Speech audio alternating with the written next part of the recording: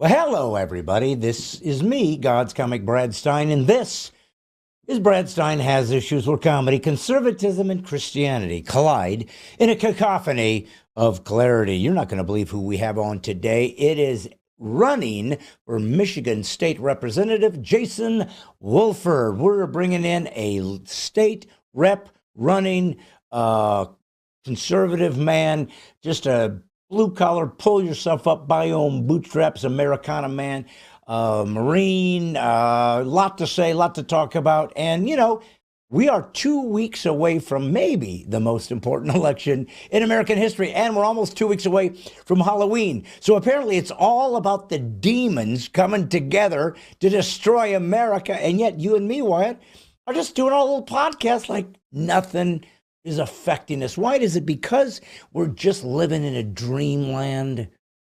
I wouldn't say dream, more like nightmare. Yeah, but guess what?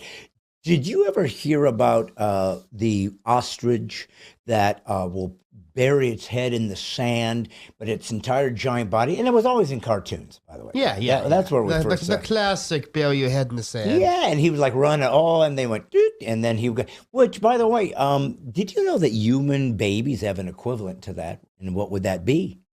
Oh, that's a good question. Oh, it's a peekaboo? Yes.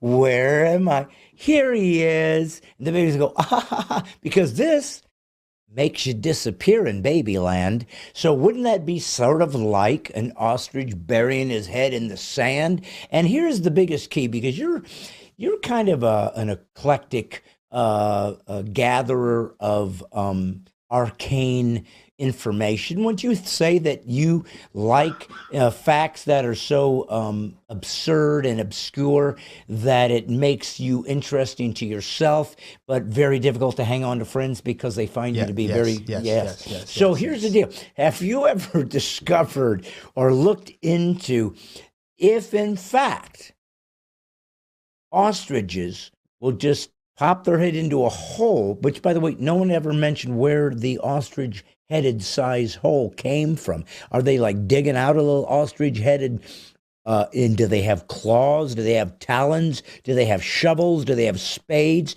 Do they have forks? Do they have spoons? Do they have chopsticks? Why are you not answering any of my questions?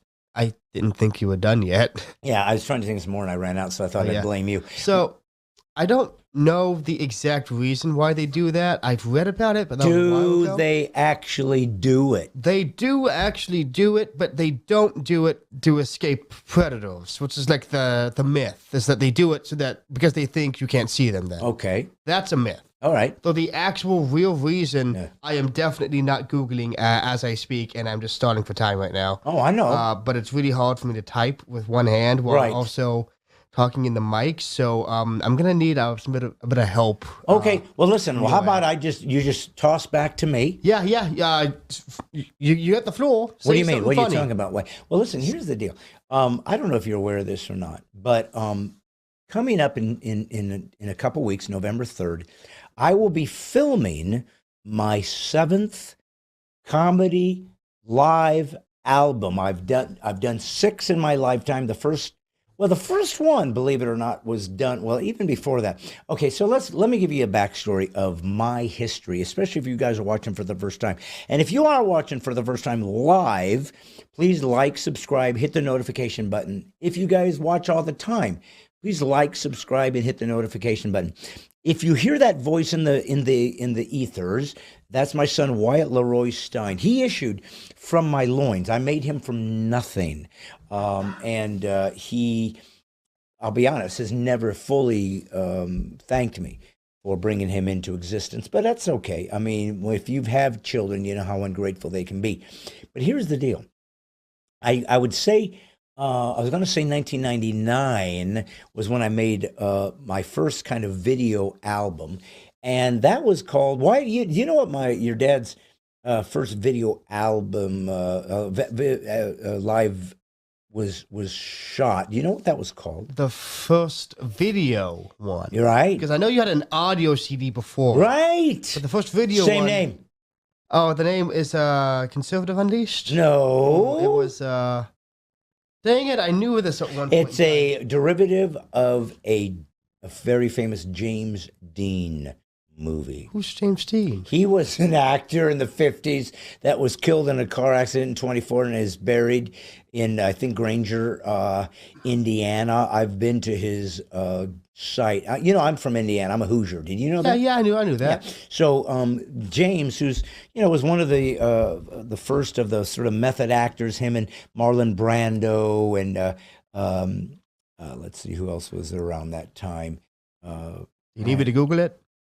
No, I'd hate for you to get confused when you're still trying to figure I figured out the ostrich thing, by the way. Well, so you can stop whenever you want to. Yeah, no, I'm just killing time. Well, go ahead. So, I mean, you're all killing. I'll tell you that much. Yes, I'm a comic. As my God. Let me ask you this. So, just off the cuff, maybe I'm springing this on you.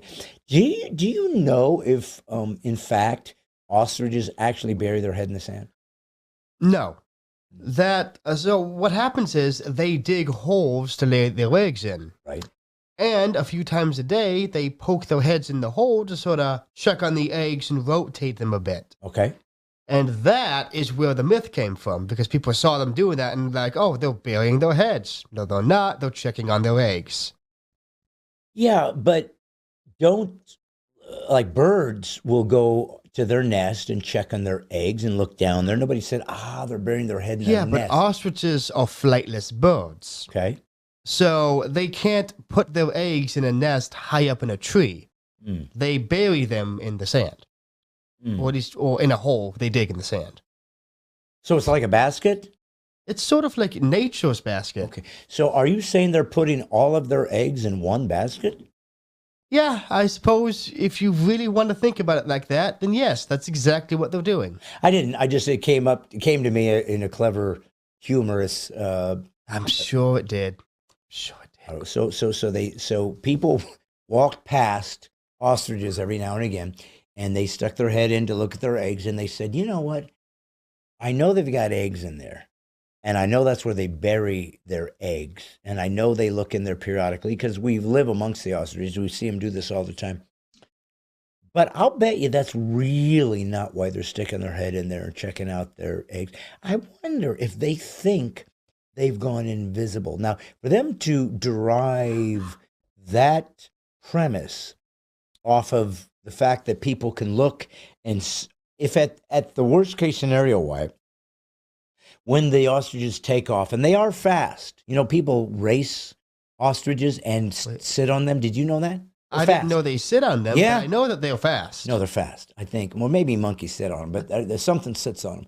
But nevertheless, so the same people that observed the head-burying saga watched them take off. Now, this would have been very old, right? Who knows, thousands of years that people have been living amongst the ostriches.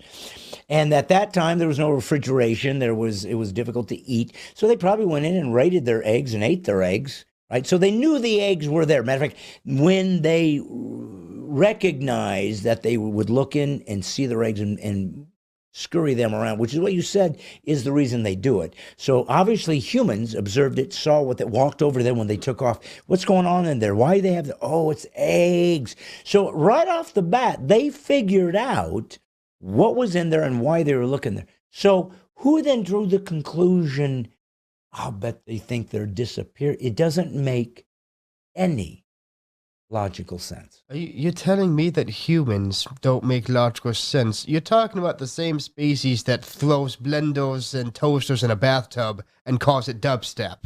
And it's a musical revolution. Humanity can think up some pretty dumb stuff. Okay. I don't have any idea what you just read. Do you know what dubstep is? I don't. So about a decade or so ago at this point, it was this new fangled electronic music genre. Okay. Basically, it's just a bunch of computer-generated sound effects. Okay. And that's it. All right. And it blew up for some reason. Yeah. Even though people always make fun of it for being super easy to do. Yeah. Basically, have the computer do all the hard work. You press a space bar and make millions. And people bought into that. It's just sound effects? Yeah, just random sound effects on the computer. and somehow people like it. Why they call it dubstep? I don't know. Why do they make millions? Because people listened to it and said, "Yes, this is a good use of my money." Well, it must have sounded cool. They wouldn't have done it. It sounds. The good stuff is okay, but this just came out of left field, and it immediately gained a massive following. It's just not like there's no effort being put into it, and like that's the main criticism people have of it. If I picked up I mean, do keep in mind we're talking about humans here. Yeah. The people who spend $120,000 to buy a banana taped to a wall. Yeah. So once again, ostriches bury their heads in the sands, even though we see they have eggs in there. Is that really the dumbest thing we've done? You mean deciding maybe they were trying? In other words, there's got to be some reason why they came up. No, with there that. doesn't. As I've just shown, humans don't need a reason to do anything. So you're saying that- Banana taped to wall. Yeah. Well, yeah. Postmodern art. 6-figure salary. I could do that in 2 seconds in my sleep. So banana on the wall is the art version of dubstep. Yes, basically. Okay. Basically, dubstep is music's banana. I see. Or wall banana. Specifically wall banana. Well, listen, here's what I was getting at. And to be perfectly honest, if I really think back, I've been getting at a lot of things and haven't landed anywhere yet. Yeah, you're like an airplane circling LAX, just waiting for a chance to land. Fog. Yeah. Fog has to lift so I can see where to land. Yeah, of course. Well, yes, that's speaking what of you go fog, with. I was talking about my first album. My first thing I ever did was a CD that was recorded in Santa Barbara at a bar doing my stand-up set. And I had a friend, Keith Taylor, who used to do production. This is back in the 80s. No, 90s. 90s. It would have to have been the 90s. But he did, and this was before everybody had computers, before you could make your own videos with nothing. And his name was Keith Taylor, and he was a really good guitar player. As a matter of fact, his cousin was a guy by the name of James Taylor. You ever heard of James Taylor? You know the answer to that already. I don't, because oftentimes No, I'll I say don't. something like James Dean, and you go, nah. If I don't know James Dean, why on earth would I know this Taylor person? Have you ever heard of the song Fire and Rain? No. I've seen fire and I've seen rain. And I've seen none of that. I I've don't know the seen song. sunny days that I thought would never end. No. I've seen lonely times that I could not find a friend. Okay, is this a comedy show or a musical? But I've always thought that I'd see you sticking your head in the sand. Anyways, it was funny that it happened to allude to a You know what? Maybe that's where the myth came from. That song. It could be. Anyways, if you don't know who James Taylor is, who is a iconic guitar singer writer in America, and you're a musician. Look, I know a lot of guitar singers in my time. I just don't know that one. Lord God, have mercy on my soul. Wyatt, yeah, it was before your time when he started, but doesn't a music? Have you ever heard of the Beatles? Oh, yeah, I've heard of them. Who Yeah. hasn't heard of them? Have you ever heard of the Beach Boys? Ever heard of? Yeah. Yeah, well, they all were way before you. Yeah, so why but would they you made know? good music. Yeah, and so James made some good music, son. He was an I think acoustic. I just started a war in the comments with that yeah. one. Well, look at Ashley. She's crying. Now look what you did. Look, you wanted audience engagement and I delivered it. What do you have to complain about? Well, yeah, you delivered it by everybody looking at you like, how do you not know who James Taylor You is? never said I And had to James be Dean. positive. James Taylor and James Dean, you have a phobia to James name celebrities. Wait, there's more than one? Yeah? How many are there? 7. Can you name them all? Sure. Go ahead. James Dean's one. We already established that one. James Taylor. Didn't see that coming. James Beard. Who? James Beard.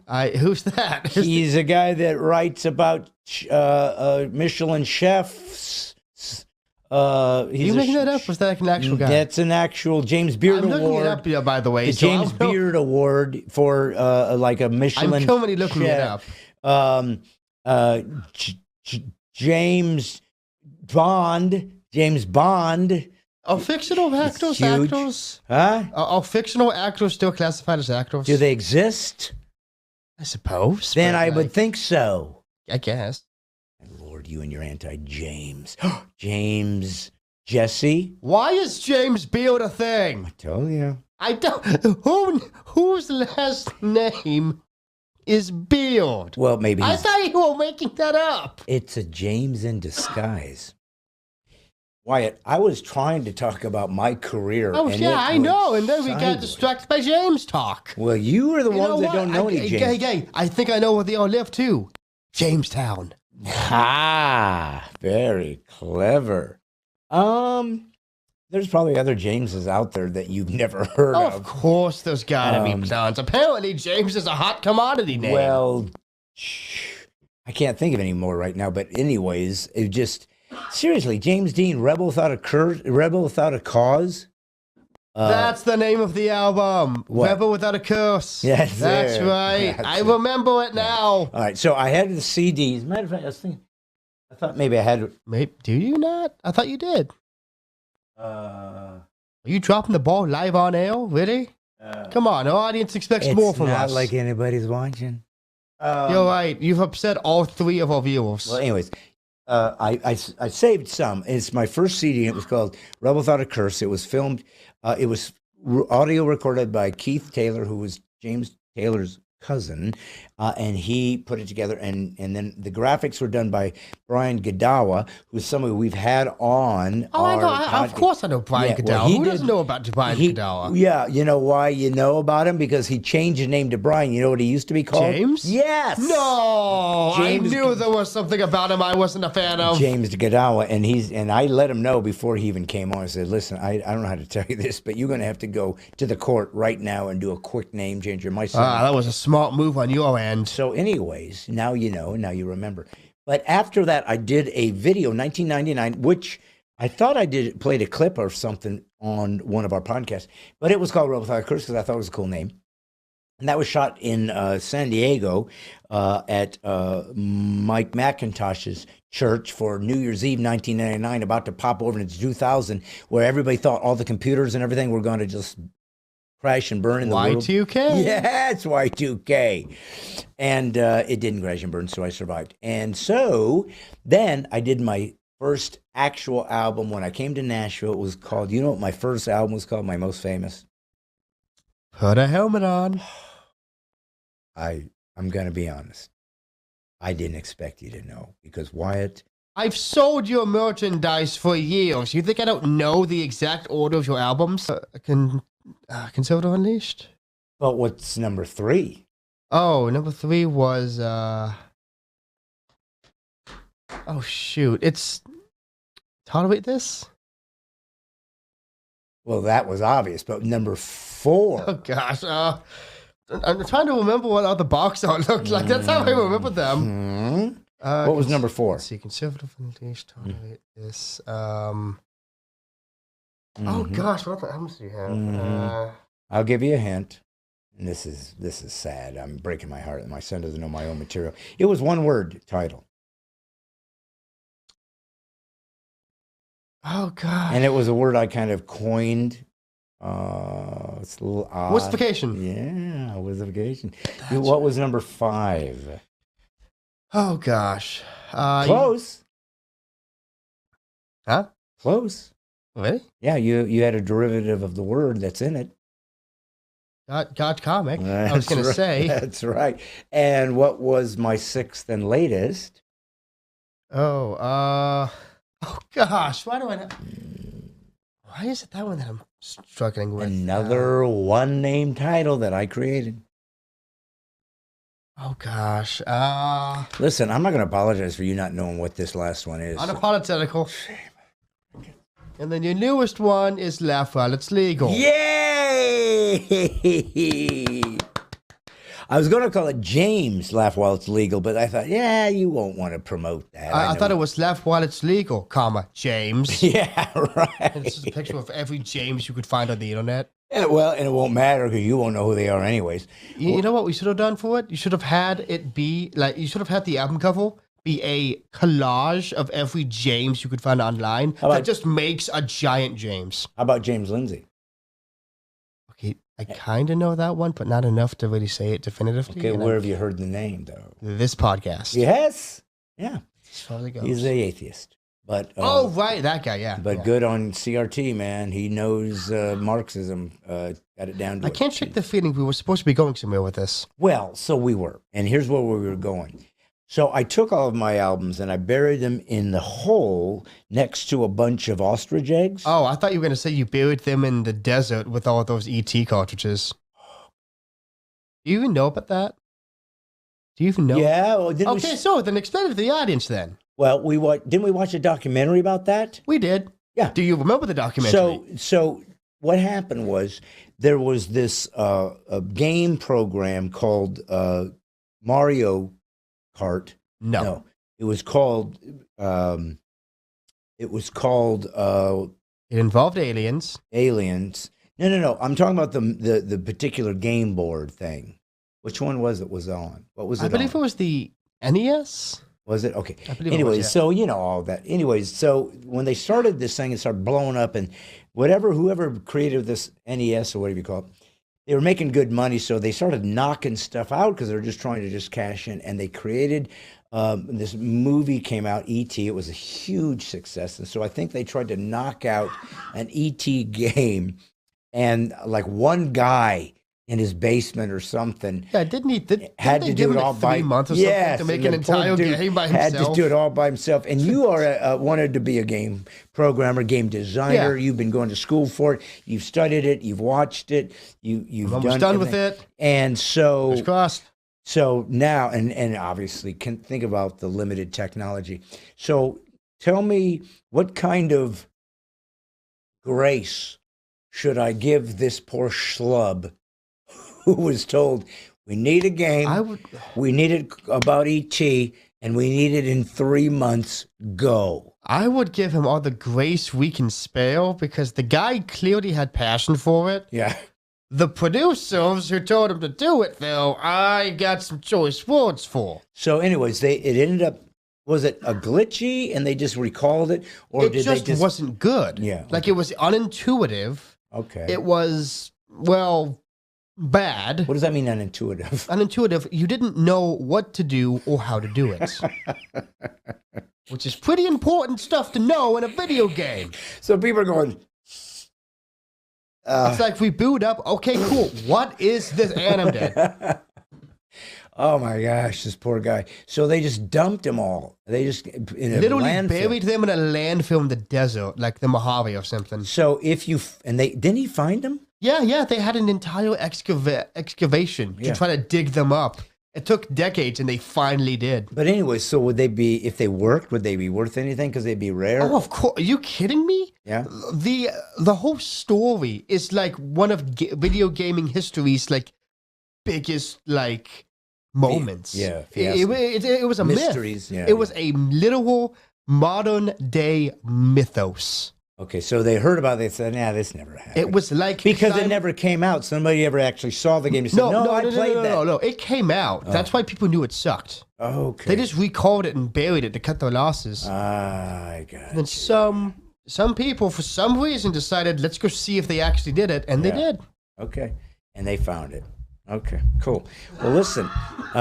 So I put together these albums.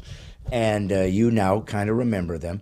And I'm making my next album on November 3rd at the Lab in Zanies. Now, today is October 21st.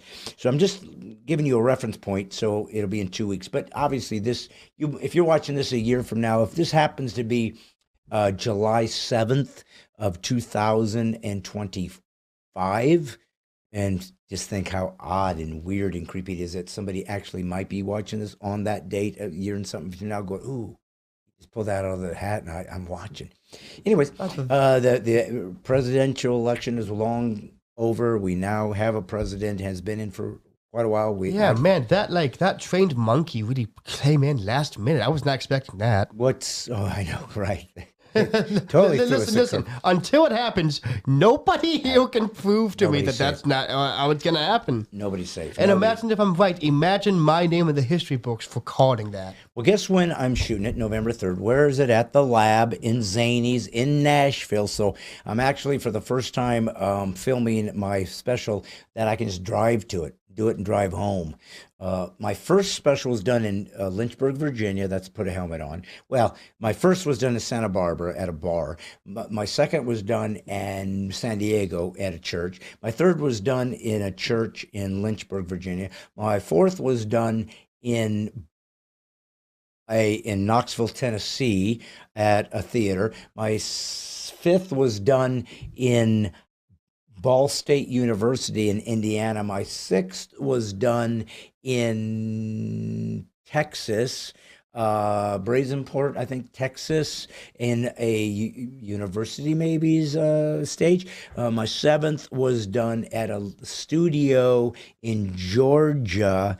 My eighth was done in Indiana, in Fort Wayne, I think, Indiana, at a church. That was unapologetical. And now my ninth project, but seventh, as far as my known concert videos go, my seventh will be shot in a comedy club. First time I'm doing, I started in comedy clubs, did comedy clubs, and now I'm going back to comedy clubs. My seventh album will be shot at Zanies in Nashville, Tennessee. And I worked in Zanies. Brian Dorfman, who was one of the owners, he used to bring me in Chicago, and we hung out together. And nice guy, great guy, who always liked my comedy. I'll give him credit for that. When I came out as a Christian, he's Jewish. When I came out as a Christian and a conservative, he would still bring me on. He just brings on, he's one of the good guys that owns clubs, and he said, I'm just going to bring on people that I think are funny, and they can be of every stripe. You can be a Christian, you can be conservative, you can be an atheist, you can be super dirty, you can be super clean. And so many, of the wokies didn't put up with that, where you can't have a certain point of view, especially in England, Canada, places like that they've destroyed comedy there. But I'm going to be there, and guess who's going to be in the audience? What? I couldn't tell you. You never tell me these things. You? Is it James? You? We got you a ticket, so you're going. Oh, well, I have plans that day. Well, I know you do. You're I was going to go to a comedy club, but I guess that's not going to happen. Well, you know what? This might actually coincide with your plans. Your grandmother's going.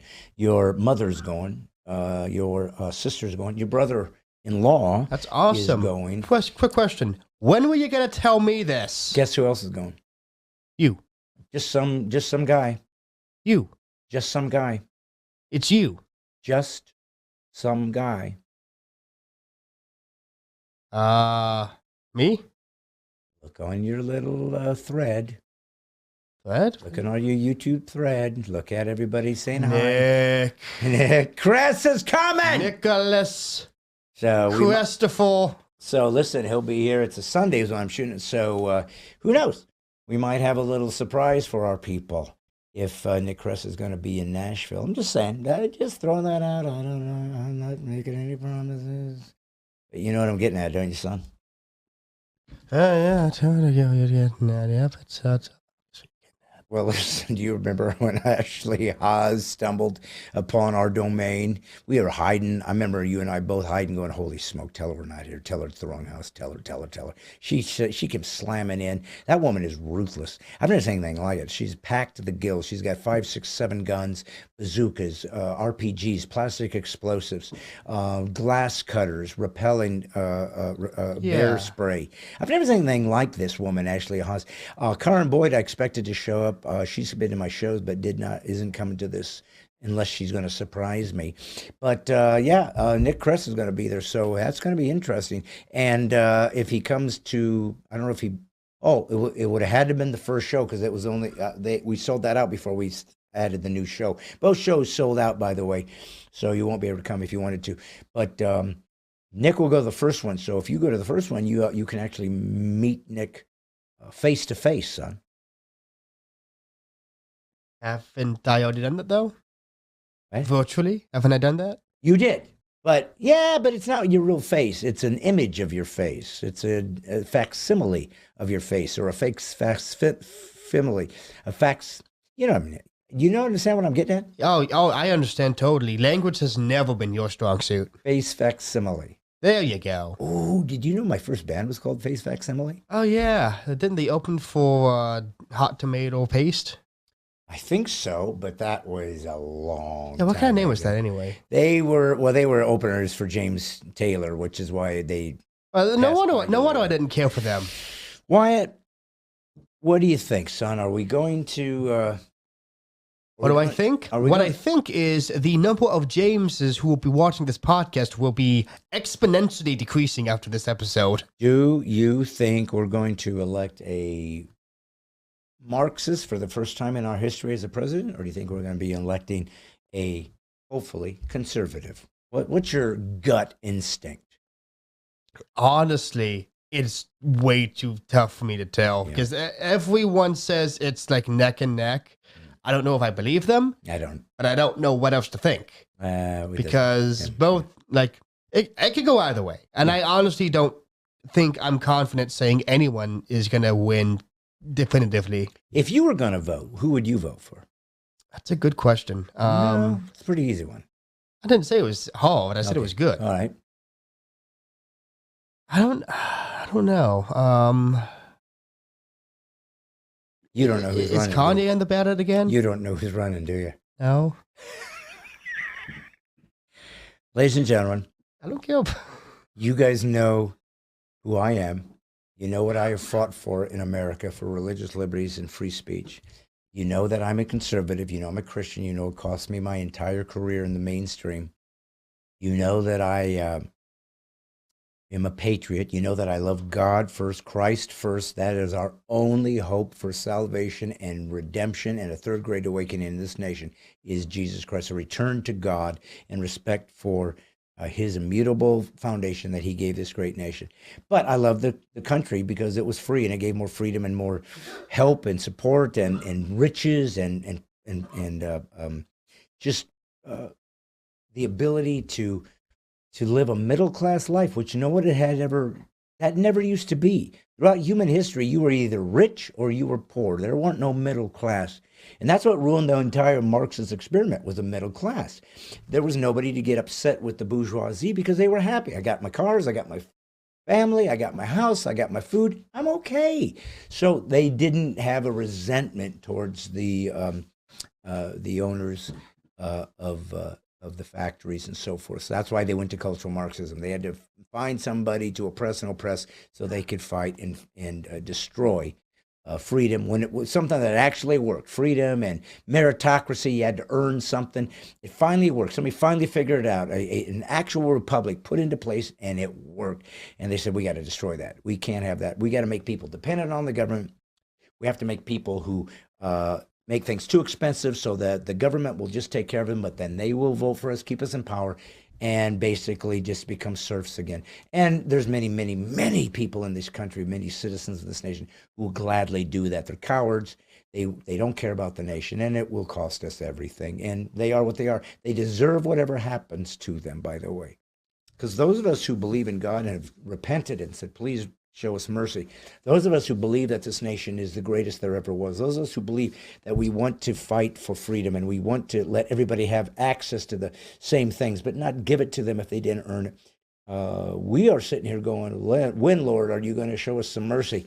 But maybe we haven't been fully brought to the discipline that God is demanding of this nation. Not every nation, no nation has stood forever as the powerful city on a hill that America has always been. And ironically, much of it can be destroyed by illegal immigration when this country's greatness was from legal immigrants. That's what made it great, was people who came over from England first and then from other parts of the world and tried to become part of this American experience. And they made it. They made it happen. They made it beautiful. They made it wonderful. And people still come here. You know, more sub-Saharan Africans have come to the United States on purpose, wanting to be part of it, and have become very successful, very rich, than ever came here by slaves. So obviously, we're not systemically racist because people of that same ethnicity choose to come here now and want to come here now. So it's all a game by people who covet, Marxists who covet greatness that they can never achieve, giving people dignity and freedom and the ability to be self-sufficient, something that Marxists cannot achieve because it's a failed, cancerous, bigoted um, um, cesspool of an ideology. But it makes them feel good about themselves. And it's a religion. And it truly is why it's so hard for people to think now. It's a religion. And once you're in a cult, baby, there ain't no way out without divine intervention. So here we sit, a couple weeks out. But whatever it is, God wins every time. And my hope is it draws me closer to Christ. I hope it draws you there too. Jesus Christ came to earth. He's been historically documented and did impossible things to prove he was God.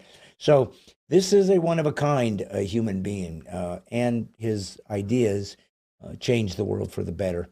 And that's why it's true. That's why I believe it's true. It is, in fact, an actual proof, data proof that God is real and showed himself up. And my son believes in Jesus, and I do. And I'm grateful for that my name's written in the Lamb's Book of Life. Grateful that God sees me through the lens of the blood of Christ so that I am redeemed and I don't deserve it.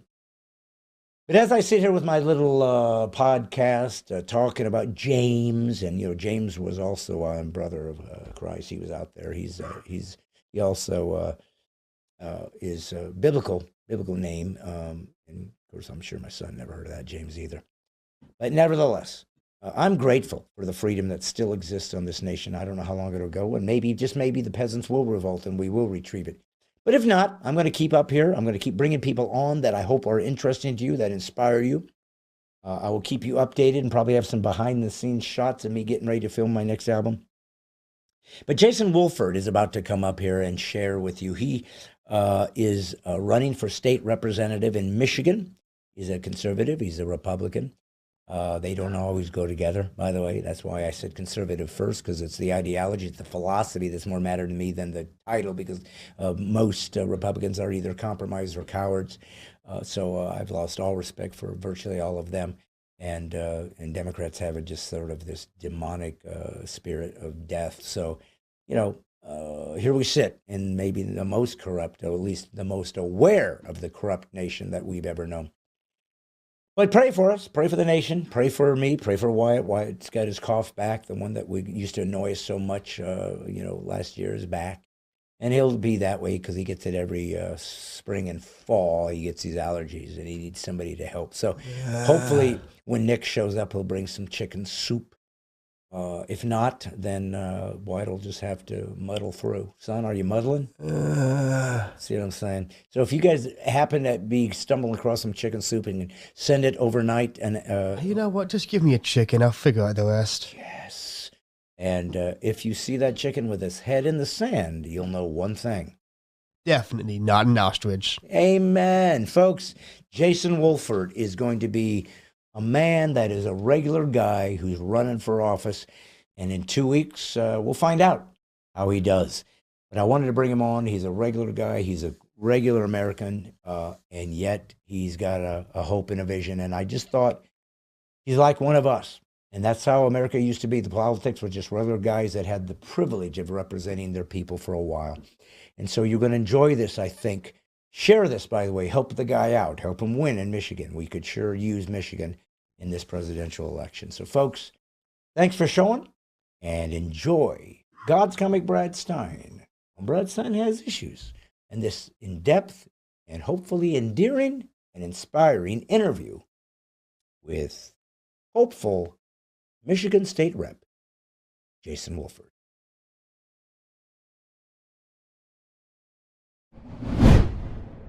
Brad Stine, thank you for having me. Thankful to be here. Yeah.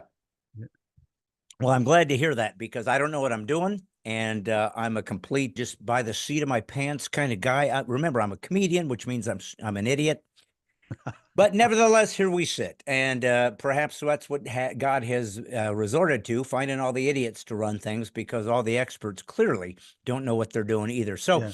I wanted to Well, talk you're in about good company. You're in good yes, company, right? The Bible but says he uses the simple to confound the wise. So I'm right there with indeed, you. indeed. Well, it's one thing I learned a long time ago is anyone in the Bible that ever did anything significant for God, people he chose to be prophets or to stay to do a very significant, powerful, life-altering, earth-shattering thing for God. They came from different points of view in different places, but they all had one thing in common, just one. They were absolutely convinced they were the wrong man for the job. And I think that that is probably what's necessary, the humbleness of getting out of the way of yourself and let God inhabit it to run the show. But of course, that's scary for anybody watching right now who aren't Christians. They think we're a bunch of cult followers or a bunch of lunatics or a bunch of idiots that need to get God out of here. But I did notice on your website, as you running for state senate in Michigan, you really talked about where we're at in America, why it's so important that we understand the lay of the land and where what is necessary to move forward. But instead of me just dryly reading the bio and whatnot, like people do when they try to bring me up on stage, I'd rather you, with your own heart and your own flesh and blood, tell us kind of how you see America as it is, how you see your state, since that is what you're representing, and where do you think we are existentially in regards to the fragility of potentially losing liberty and freedom in America? I'll leave it to you, sir. Mhm. Well, I guess I would answer it this way. We have in my office, I have a picture of George Washington, and he's on his knees at Valley Forge praying. And then I have another picture next to it of him crossing the Delaware. And everyone always says, "Oh, wow, he's crossing the Delaware," as if he was on a cruise, right? No, he was praying and he was fighting. And then in the middle of that picture, you have John Muhlenberg, who was a preacher at the beginning of the Revolutionary War. And he was preaching to 300 members of his church. And he was preaching out of Ecclesiastes that there's a time for war and there's a time for peace. At the end of that message, he took off his preaching robe, and underneath he had the Army Brigade's first uniform on, and him and 300 members of his church were the first to fight in the Army Brigade. I say that to say my entire life, or I should say, as my adult life, from being a little kid from a trailer park with nothing to being a United States Marine, then a businessman. I had people tell me all the time when I became a minister, they said, "Oh, you're supposed to be a politician." And then the politician would say, "Oh, you're supposed to be a minister." And I heard that enough to where I realized, religion and politics are both spiritual issues. And we're seeing that come to a head. People say that they want to keep Christianity, they want to keep religion out of politics. But when you look at what's happening with Marxist and communist views in America, they're actually inserting religion. And so for us, a lay of the land 3 years ago as a patriot, as a Marine, it about broke me to see people so willing and easily willing to give up their constitutional freedoms and not even recognizing what they were and to give those up. And so I really feel called to run and remind people of our constitutional freedoms and just life, liberty, and the pursuit of happiness, right? It's hanging in the balance, and we're so easily just giving up on things. Yeah. Well, so did you say you're a minister? I didn't get that in your bio. I didn't see that. Yeah, so I oversee a global nonprofit. We've now sent over $478 million in free Bibles and Christian books to 178 nations around the world.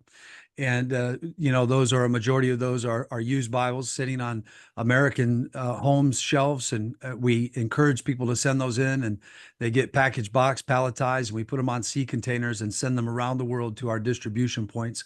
And so I'm the president of that. And then also, I just won the nomination for the Michigan State House of Representatives.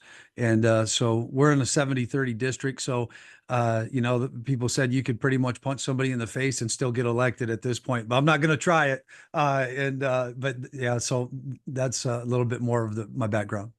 So you spoke about the pastor. I didn't get the name that spoke of was it Ecclesiastes? Man, I'm all over the map Yeah, here. Uh, Ecclesiastes.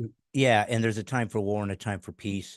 And this, of course, is one of the difficult challenges that we find in America, in Christianity in America, because there's such a reticence to feel like that we're supposed to be proactive somehow in politics or to be involved culturally as Christians. I don't know where they came up with that idea. It's certainly they wouldn't have fared well in the Revolutionary War Yep. times or Civil War because pastors and Christians believed that they were duty bound to Mm. stand for things that were righteous and just, and that you are allowed to defend against evil.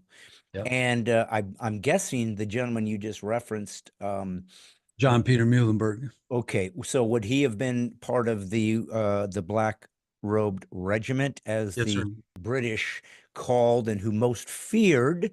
apparently, during the Revolutionary War, was the black robed regiment. These were the pastors, because they realized that these guys were believing there was an even greater power and Mm. force behind what they considered to be a righteous calling, and that is to allow liberty and freedom to really be the undergirding for what it meant for these colonies to become their own country. So Mm. interesting that you referenced that, because my goodness, to try to find a pastor in America now that would have the courage to grab a gun and say, let's go, guys. And this is a tricky thing. And I want to ask you this because you are in a political realm. So it's always so whatever you say, whatever comes out of your mouth, because believe it or not, they're watching and they grab clips. I was talking to Lauren Boebert a few years ago, and whatever she said in our clip, they found on the Denver Post and tried to use it to get her not to be reelected. This was a Right. couple years ago. And it Uh, was like just me and my little podcast. I'm not some big giant guy. I mean, it's getting bigger since then, but yeah. the truth is, this is war, man. This is real. These Yeah. people are playing for keeps. Yep. So I'm aware that everything that you say can and will be used against you, if Mm. necessary, to try to Yes. belittle your point of view. But as a minister, as a former Marine, as a businessman, as obviously a patriot and someone who sees that as crucial, how do we balance between being a good citizen, right? And being aware of giving to Caesar what is Caesar's, being aware that the law of the land applies to us, because the hierarchy of the way God created the world is that he puts governments into place to adjudicate justice and to give us some kind of cohesive ability to work together as people. It's a God-breathed idea. Now, anytime that government tries to trump God's word, then we have to abandon that idea and go to what God would say. But I'm curious about how you differentiate between where a Christian's duty lies when it comes to participating in political culture in America, and where is our faith, which has to be the priority, not abandoned, but integrated without coming across as though they're equal, because clearly God trumps any presidential candidate or Senate candidate or even law if it disregards biblical law. So I'm very curious how you navigate these two ideas so that it doesn't lose power on either side of the spectrum. Well, when you look at what happened during COVID, right? You had so many churches that were willing to shut down, and they were using or misquoting the scripture of that God has placed those in authority. But just as you were saying, Brad, when that authority trumps or is trying to go over the Bible, that's where we as Christians should have stood up and said enough is enough. And as a matter of fact, when you think about the Christian faith, right? We're the only faith. The Christian's faith is the only one that says that they enter into the presence of God, their God, through praise and worship. Now, ironically, that's not the case for those followers of Buddhism or Islam or any other religion. And so during COVID, when especially our governor in Michigan and the governor in California and others were saying that, you can't go to church. And then there was a little pushback, right? And they said, well, you can go to church, but you can't worship. We had a government, a United States government, telling Christians that they could not enter into the presence of their God. And we should have stood up and fought back harder. Now, I think that we won't be bamboozled twice again with that.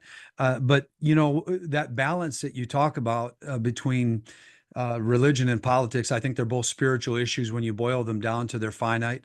And for those that are watching that are believers and are saying, "Well, I don't know if I should be involved," but if you shouldn't have, then maybe we need to revisit Daniel and David and Esther and Jesus and Paul. Paul, you know, exercised his citizenship of Rome when he needed to within the government. The Bible is one of the biggest government books there is, right? As a matter of fact, the word says that the government shall rest upon his shoulders. And so we have a responsibility. And, you know, I was praying and during the, you know, COVID time, and I said, Lord, how come so many people, your people, Christians, are so willing to just give up? And the Lord put on my heart that over the last 30 years, the quote unquote, not all, not everyone, but a majority of the church had only been preaching 1/3 of the Trinity, only 30 years of the life of Christ, and only half of who he is. You see what I'm saying? So we have this. We've had some preaching that you know, we're forgetting the fullness of the gospel, right? That there is a place for us to be involved in those seven mountains of God, if you will, those areas of education, government, and so on and so forth. And it's our responsibility. We have been, as Christians, we have been out of that realm so long that it's why the fight is so big right now. And I can tell you, they do not want a minister and a Marine to be one of 110 lawmakers in Michigan overseeing an $82 billion budget. So the fight is real. I think it was Augustine that said, "All truth is God's truth," and or Augustine. I always mispronounce him. I don't know which one it is, but um, the Bible is incredibly deep and simplistic at the same time. It's kind of a mystery, but it is the revelation of reality. So if you want to know what's going on this earth, just go to the Bible, it'll tell you. If you want to know how things gotten the way they've gotten, just go to the Bible, it'll tell you. And if you want to know how to fix things, just go to the Bible, it'll tell you. But, you know, when you referenced Christ, I mean, you know, rarely did he give us pure answers, right? It was a lot of times it was parables and metaphors and whatnot. And perhaps as God, there are answers that are just impossible for humans to grasp, maybe. So he has to kind of put them into a package that we can understand and put into place. But once in a while, you know, he'd be pretty straightforward. You know, hey, Jesus, what's the greatest commandment? Love God with all your heart, your mind, soul, strength. Love your neighbor as yourself. Boom. Oh, you mean no metaphors, no seeds, no watering, no magic? No, this is it. Okay. So once in a while, when you get something fairly straightforward, I think you should pay attention because he's giving you marching orders. And when he said, you know, they're trying to trap him into seeing if he was going to abandon his the church, the temple, the Jews, and their laws and rules, and then you know, sort of give obedience to Caesar. And they were trying to trap him, say which side he's going, but there's nowhere to go. And he goes, you know, bring me a coin. Who's that? Well, that's Caesar. Okay, well, give to Caesar what is Caesar's, and to God what is God's. And people are like, wow, amazing. Well, one thing that's interesting about that, I think people forget, is what is Caesar's? Right. Nothing. God owns everything. That's right. So Yep. this is a principle that God put into place, that those things that are part of a hierarchy of how God placed the order, because God's always about order, putting things into order and Yep. in peace, that whatever is a righteous and biblically sound law is a legitimate law. I think Martin Luther King said, you know, if it was against biblical tenets, then it's an unjust law is no law at all. Well, where do we get our justice from? From God. So I think it's interesting that, you know, we are supposed to participate. We're supposed to be the best citizens as Christians. But like you said, nothing was more heartbreaking than watching COVID, which I think was such an incredibly important moment in history, because as evil as it was, it exposed everything. Yep. Absolutely. All the dark underbelly, all the dark money, all the whatever secret societies, all the conspiracy theories, suddenly we realize this is true. There's something running this game that it ain't us. Mhm. I don't know how long we've even been a republic, frankly, because I don't know how long we've ever been allowed to vote. I don't know. I don't know how this works. But I'm curious about if you could help my people watching this, because usually they're Christian conservatives. They do watch from around the world, but in America, we have the Constitution. That Mhm. is the formal law of the land. That's where your rights are established, so you know what they are, right? And they can't be diminished because they're all written there for everybody to see. So, where do you feel like Christians, for the most part, have abandoned their duties when it comes to what should be expected of them in America? I'm speaking of America Mhm. because this is the territory I was given. I'm responsible for here. This is where I was born. If I was in Afghanistan or Yeah. Iran or China as a Christian, we'd have a different discussion. I'm talking to the freest, most egalitarian, greatest nation in human history based on the Judeo-Christian ethics. But we didn't get there without A, understanding that God is the foundation of everything that makes us Americans, but B, that we had duties and so forth too, and that wasn't just an addendum to our faith, but was part of it. So tell me, if you could, from your perspective, where do you think Christians, for the most part, have fallen short Mhm. in really being involved in American politics, which, by the way, is just a term for worldview, how we kind of see the world and how we try to keep it functioning without falling apart. So let's start with that. Where do you think we, for the most part, have lost our way Mhm. as believers? Yeah, well, when you look at 248 years ago, our forefathers gathered in Independence Hall and declared themselves to be free, right? You're talking about a people that fought and died and risked everything. The majority of them died penniless to what? Give us freedom in America. Uh, I speak around the world, and when I'm speaking here in America, there's usually in a church, there's the Christian flag on one side and the American flag on the other. Now, I can go to the same type of scenario, same believers serving the same God in different areas around the world, and where the Christian flag is flying, but the American flag isn't.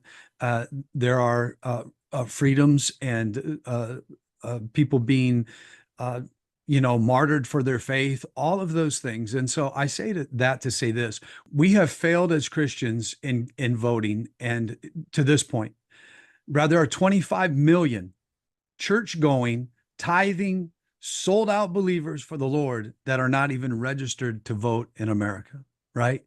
And people sit back and they say, well, God is in control. And, they quote all of these scriptures or misquote those scriptures, all because, uh, you know, I'll say it this way. God says that he's called us to be peacemakers, right? Blessed are the peacemakers, for they shall be called sons and daughters of God, right?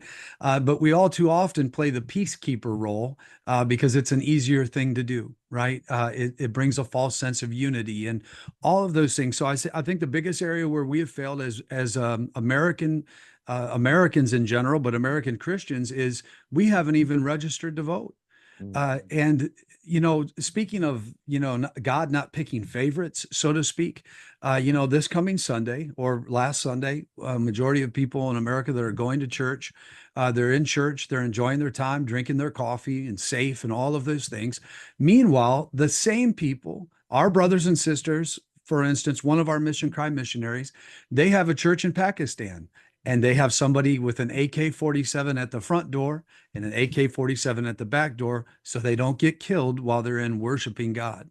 And so I think that one of the biggest things is that we've gotten too comfortable and we've forgotten those that have come before us. And quite honestly, those that have served and are still serving, giving us the freedom to go and vote.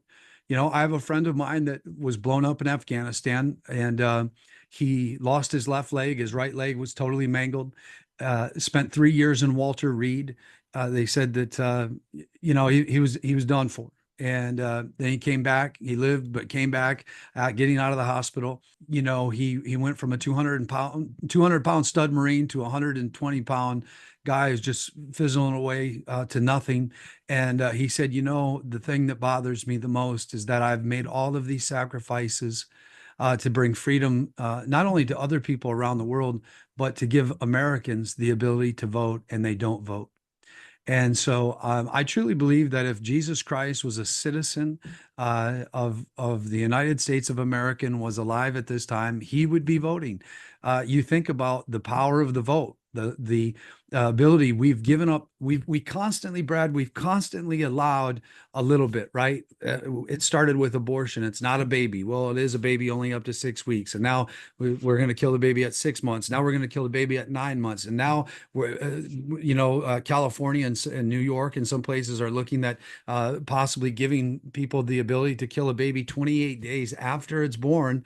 I mean, this is where we're at. We're at a time in life where we're allowing minors to go in and get transgender mutilation to their bodies, and we're sitting around not standing up for these kids.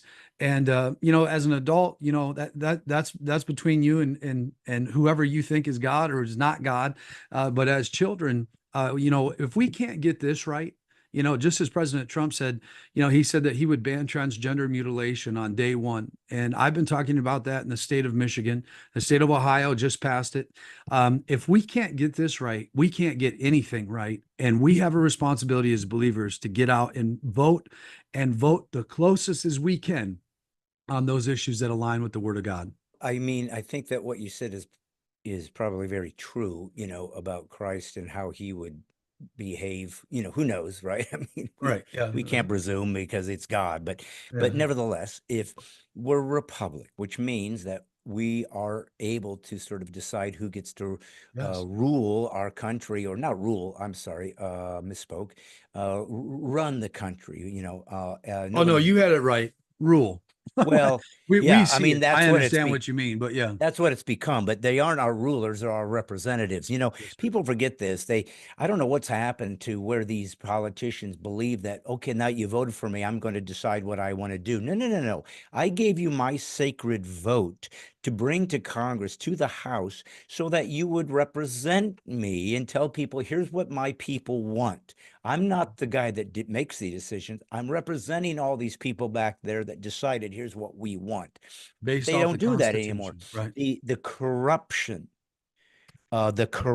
that has become political system in the United States and in DC is so incredibly deep and has destroyed this body. I mean, it's like riddled with cancer, basically. The corruption is so deep and so surprising. But I need you to help me.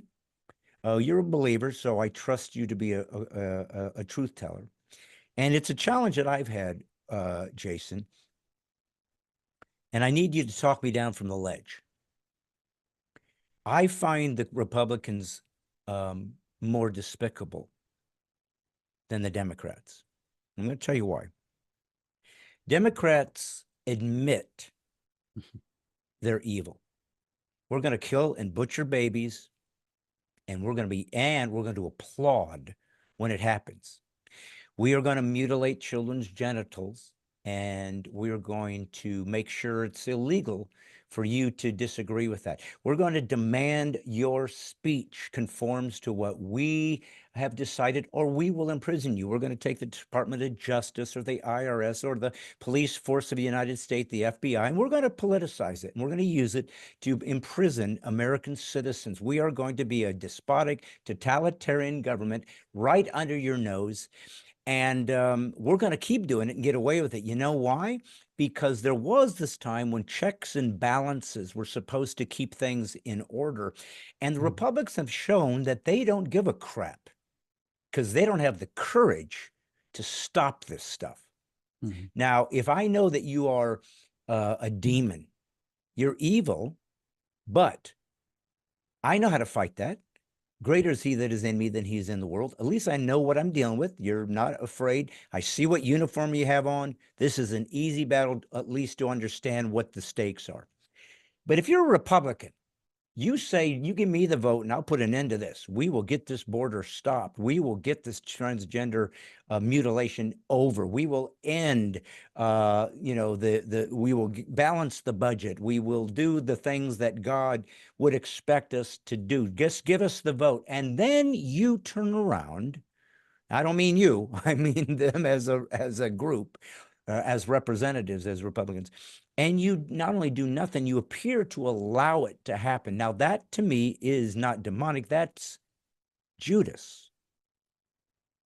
You told me you were on my side. You told me you were brother in arms. You told me you had my six. You're a Marine. You promised you'd turn around and get my back because I can't see there, but I got yours. And then you betrayed me. I think Judas has a much deeper level of hell than demons, because to be a coward and to be a liar, I don't know if it gets any worse than that. So this has been very difficult for me. I abandoned the Republicans. I become independent because I'm not going to give them my sacred vote because they've tarnished it. So you're running as Republican. I know why. It's the only party that has any potential to win.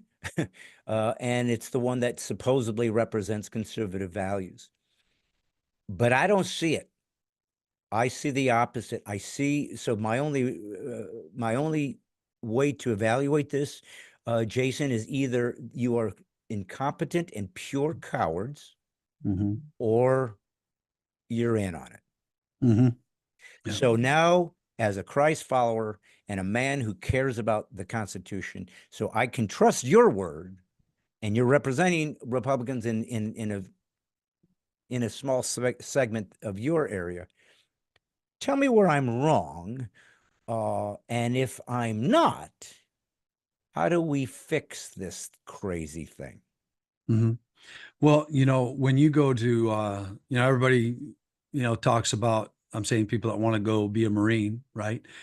They got to go through boot camp, Department of Defense's toughest boot camp there is in the world, Marine combat training.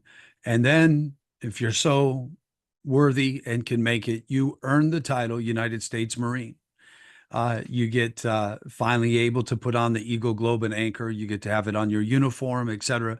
But when you become a Marine, they give you something that's called your general orders and a code of conduct, right? There are things that they need to keep on track so that you've earned the title Marine. But to be a Marine, there's a certain form or a set of general orders and a code of conduct that you follow. Right. And when we got into the Marine Corps, we found, as we would call them in the Marine Corps, I'll say it just to be polite, we'd say crap bag, right? That we'd see people that started off as good Marines, earned the title, and then they decided they wanted to no longer hold to that code of conduct and those general orders. And we see it, I think, in all walks of life. We see it in the military. We see it in the political realm. We see it in church, right? We see people saying one thing and doing another. You mentioned about the Democrats, right?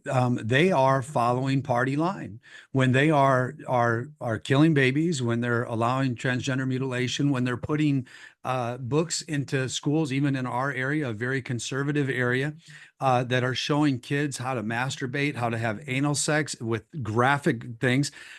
We expect that because they said that that's what they believe. That's what they're doing. Yeah. And where I get disheartened, and much like you, Brad, and others, and this is one of the reasons I'm running, is I was on a radio, or I was on a TV program once, and they said some people talk about it, other people be about it. And I think in all areas of life, we got a lot of people talking about it, but not being about it. And quite honestly, I think there's people that even get into our party, the Republican Party, that say that they're one thing and they're actually a wolf in sheep's clothing, right? I'm seeing this and learning this more and more as the days go on here up to the November general election. So I guess for us, and for me, is getting in and fighting and having people that truly are going to, well, I guess I'll say it like this for me, right? I gave up corporate America to run a nonprofit. In other words, I gave up making money to make less money. I'm a Marine, and so I'm a threat. to not only Democrats but my own party, because they know they can't buy me and manipulate me. And I wish I could go into greater detail on even what I've seen in the last couple of weeks. But you know that people want us to talk a certain way. Why Uh, can't you go into greater detail? We have to figure this out, that we can't just pussyfoot around anymore. yeah, Either we're going to do something or we won't be here anymore. That's right. it. This is as real as the Yeah, Revolutionary War, Civil War, yeah. World War II. I mean, Oh well, you we're getting calls. We're getting calls from both sides of the aisle, if you can imagine, talking about, you know, you gotta. This is a time for peace. This is a time that we talk a certain way, or that we, you know. And I take it as a badge of honor that I'm getting these calls that are saying that I need to be more quiet or a little bit more peaceful, and all of those things, because quite honestly, we're talking about things that people don't want us to talk about. Democrats and some Republicans, right? I'm calling for watermarked ballots for voter fraud, right? Calling to take transgender mutilation and make it against the law in the state of Michigan, removing this pornography out of our schools. These things that are hard topics that other people are not willing to talk about. And so, brother, I would just say we need people like you and I and others. We need to take these spots. We've abandoned them too long, and look at where it's got us, right? It's got us to a point where we almost, in some cases, can't tell the difference between a libertarian, a Democrat, a Republican. It's almost as if it's one, one party. Well, and it appears like it is. That's my point, is that apparently there is been either a new development or has been happening for a long time, and we just didn't know that whoever pulls the strings worldwide, it ain't us. There's somebody else that's involved that has money and power and prestige and desire. We're seeing oligarchs deciding if the sun is dim enough. Oligarchs that are deciding whether we can eat meat. Who are they? I didn't vote for you. Who the heck are you to tell me what I can eat and not eat? And I've learned something. And I told you earlier about COVID and how it was a great thing in so many ways, because when the masks came on, the masks came off. We saw it all. Oh, this is Yep. about stealing liberties. And they didn't steal our liberties. People gave it away Give it because away. Americans are cowards now. They're not courageous. They don't care about liberty, or they would have kept it sacrosanct. But I've learned a few things that was exposed during this. And one of the things that I learned was this, and this is important, so I need to get your thoughts on this. When Biden was going to his little rallies and had 42 people show up, and Trump would do his, and they, standing room only, people, falling out of trees trying to watch him.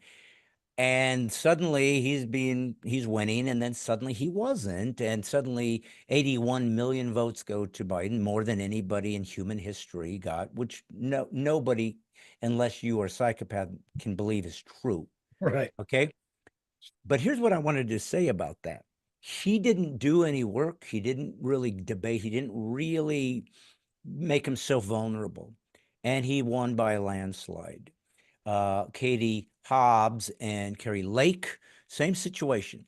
I was kind of a Carrie Lake fan. I thought she was great and strong and smart and vibrant, and thought, oh, good, she could be the governor of Arizona. And Katie Hobbs said, you know what? I'm not going to debate you. I'm not going to give you a platform. The moment she said that, I remember thinking in my head, they're going to steal this. Because this is what they did with Biden. They're not going to engage. They don't have to. Well, it's already in the bag. And now Kamala Harris won't speak to the press. And it made me go, oh, they're going to steal this, because this is the pattern. I've seen this happen 3 times now. Mhm. So you said that the one thing that Christians must do in America is vote. But let me ask you this. What if we can't vote? What if that's gone? If This is very important. Oh, and the second thing I learned from Corona was this. If you have a problem with what seems to be happening and you are forbidden to talk about it right, on social media, it's almost guaranteed it's because it's true. You weren't right, allowed to talk about voter fraud. You right, weren't allowed to talk about ivermectin. You weren't allowed to talk. Now we see it's all true. other than the voter fraud, hasn't sort of been accepted by everybody. But I think most people realize now the tragic choices that were made during the protocols for Corona that killed so many people. We can't vote people out if you don't get to vote anymore. Mhm. So what you just said is sort of utopian, but it's not real world because this isn't what's going on. So first off, how do we know if voting in America is secure? How can we try to keep it that way during the next election here in November, so that at least it's legit? I don't want people to steal the vote on either side. Just let us vote and let the Right. people decide. That's what it means to be an American. And and if this is the issue where people say you don't need IDs and all these paper ballots, we all know this is complete manipulation. It just Mhm. is. What do we do about that existential crisis? Yep. Well, I think you talked about it in one way, in the sense that when you have people that are fighting so hard to steal something, it's easy for them to steal when only 63% of people are coming out and voting, right? You're giving a 37% buffer for the Democrats to come in and steal an election. And it's harder to steal something in an election if everyone actually comes out to vote, right? Because there's going to be a less margin of error. We're giving them such a large margin to cheat because of that thought process that my vote doesn't count. And quite honestly, it's an optic that they want us to believe and repeat, so that we don't get out and go and vote, so that we have that big buffer, so they have that big buffer in between, so that they can go in and steal and cheat. Now, you can't cheat the same way, right? Like the person that ran the Boston Marathon, and they cheated, and they were like, "Ooh, we know how they cheated. Now we're going to watch out for that," right? I feel like we've reached that point in our country, right, where we saw where the Democrats cheated last time and how they cheated, and so we're paying attention and watching. Now, does that mean that they haven't devised and come up with another way to cheat? I'm sure they have. But first and foremost, whether my vote counts or not, which I do believe it is, because of um, just like you said with IDs, right? They're saying you don't need an ID to vote. All of these things that they're talking about, they're doing that because they know there's power in the vote. If there wasn't, then they wouldn't be fighting this hard. They wouldn't be saying you don't need an ID. They wouldn't be going to this. So I still have hope in that for that reason. And I don't know, what was the other question? I'm sorry. Oh, So we were talking about the vote on doesn't matter, does it count, and what does that look well, like? how can we sort of assure that at least the votes are legitimately being, I mean, shouldn't, I mean, this is what I'm talking about. Tell us about how the political process works. In other words, Republicans, why wouldn't they be up in arms and say, listen, we are going to make sure that you have to have an ID to vote here. If you are not a citizen of this nation, you clearly can't vote for this Right. country, for anything, Yep. and that we're not going to use, since there seems to be quite a question on these electronic machines. We're just not going to use them. Now, Dominion won some lawsuit against Fox or what, I don't know what that is. Then we had these problems that came up immediately that we were trying to say that this has been hacked, and that, so because we no longer know what is true anymore, the internet and social media has made it impossible to even know how to research things, because it can be propaganda, it can be put out as a lie on purpose, Mhm. to distract. We don't even know how Yeah. to assess things anymore. Yeah. But I guess what I'm trying to get at is, you're saying what, that okay, well, they're not going to do the shut down the voting, and then suddenly all these paper ballots appear. You're saying maybe that's not going to happen now because we kind of know what that looks like. Obviously, we need poll watchers there, but if they That's use the electronic machines, I mean, we know that those can be manipulated. Any electronic can be hacked and manipulated. So mhm. clearly that shouldn't be, right? Why can't you just have a paper ballot? At least it has to be hand counted, and we can feel more secure. If people aren't confident that we have a secure election system, that's not healthy for a country. So Sure. why wouldn't everybody care about that? And why aren't the Republicans more uh, proactive and vigorous Hmm. Yeah. about showing that we're actually doing something about making sure that our side is given a fair shake than not. What else are we as Americans supposed to interpret that to mean other than you're in on this? Hmm. Because this, or they got some videotape of you having sex with a 4-year-old and you are compromised. I don't know what else to think. An Epstein Island thing. I don't know what else to think about this, but you are a Republican and you're a man of honor. And I'm sure there are some in DC. There's probably maybe 3 or 4 that are actually caring about this thing, but the rest aren't. So what's it going to take for them to actually care about not wanting to lose elections that we actually legitimately won? Yeah. So, you had a big part of the Republican Party and, of course, Democrat Party that said there was no voter fraud, there was, no irregularities, and even our own party, I heard it, right? As you are aware, I'm running for office. I don't hold office yet. I will in November. But when you look at people just willing not to talk about it, being bamboozled or tricked or told, this is not going to set well with the voter, right? And now we see it is setting well with the voter. They're upset. We are upset. People are upset. We know that there was cheating, and now the rest of the party, so to speak, is on board with that. And now we're talking about watermark ballots. We're talking about getting people to be poll watchers. I will say this.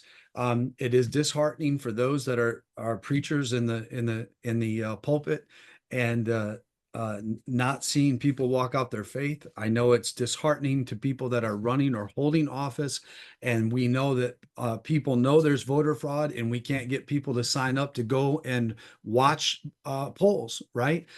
We've been too busy in America. We've been too blessed, too fortunate, and we just keep putting it off and off and off, and we've been doing that. And look at where we're at. Right? And so for me, no matter what, we got to get out and vote. No matter what, we need to get people engaged, volunteers to get out and watch those polls. And overnight, right? Overnight, if we could get these, there's 40 million Americans that call themselves Christians, right? That aren't registered to vote. 25 million of them, I told you earlier, are tithing, church going, hardcore attenders of church, right? If we could get them registered to vote, we could change this election, change this country in one election, right? And so we need pastors also to be brave and be in the pulpit and talk about our responsibilities, our American civil and religious liberties.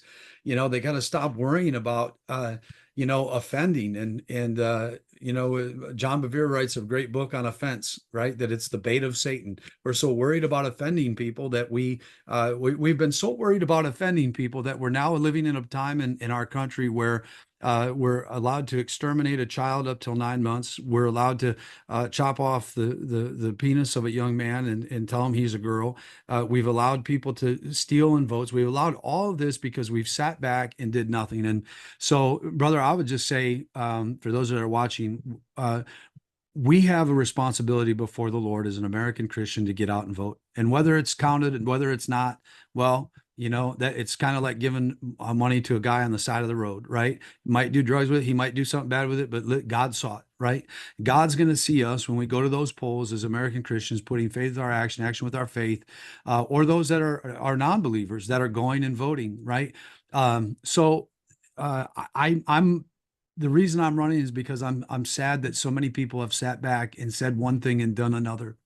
And I hope to God that the legacy that I've had with all my perfect imperfections in my life, one shows that I'm a fighter, and this is why I'm going to do this. I say all the time, there are two types of people that I believe that run for office: narcissistic psychopaths or people who have a calling on their life to do it. And I believe that calling is much smaller, and that amount is much smaller. And so, because I don't know why anybody would want to do this if they didn't, if they weren't a patriot and called to do it, because it's absolutely crazy to deal with. The attacks, it was fascinating. I guess this kind of ties into too is, where are the people? I remember listening to Donald Trump. I was at one of his rallies and he was talking, it was at Faith and Freedom. And he was talking about that they're attacking me because I'm standing up for you. And he said, and I can't even get you to go to the polls.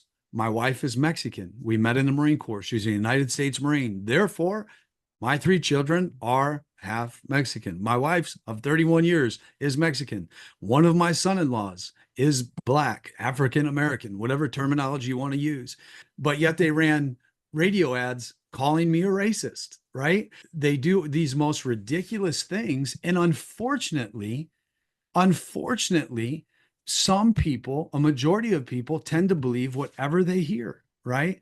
And so I think there's so many people that want to fight, but that they don't have the people behind them to say, yeah, let's go, let's fight. They can hear one thing and then they believe something. Of course, that was so absurd and ridiculous that nobody believed it about us.